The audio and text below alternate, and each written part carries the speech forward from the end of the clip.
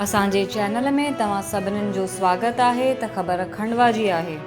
युवाउनि जी अद्भुत मटकी कलश यात्रा ऐं विशाल आम भंडारो आयोजन थियो। मींहुं बि न रोके सघियो युवाउनि जो उत्साह त निहारण लाइ सड़कुनि ते उमड़ियो माण्हुनि जो सैलाब। सिंधी कॉलोनी में प्राचीन श्री झूलेलाल मंदिर में चालीहा महोत्सव समाप्तिअ ते युवाउनि जी अद्भुत मटकी कलश यात्रा ऐं विस्पति ॾींहं जो विशाल आम भंडारे जो आयोजन थियो।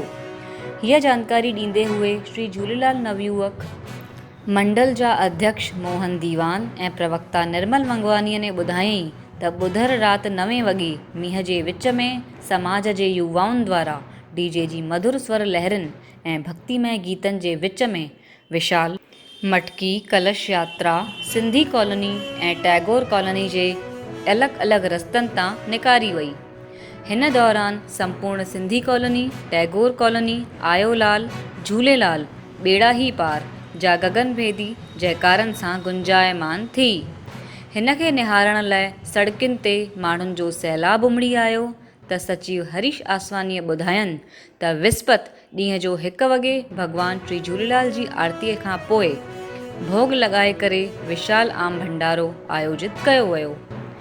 जेके समाज जा माण्हू भंडारे में न अची सघिया ते उन्हनि खे मिटनि खे प्रसादी ॾी वई।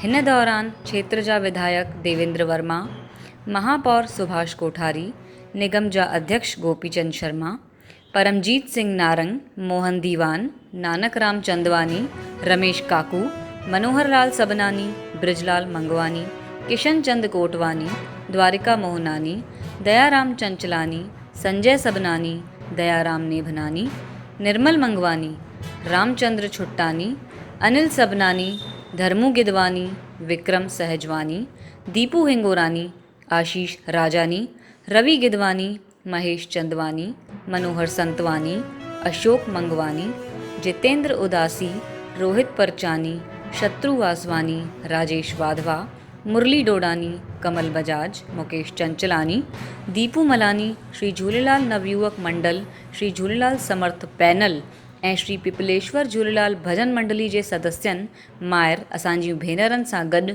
वॾी संख्या में समाज जा माण्हुनि श्रद्धापूर्वक भोजन प्रसादी प्राप्त कयूं।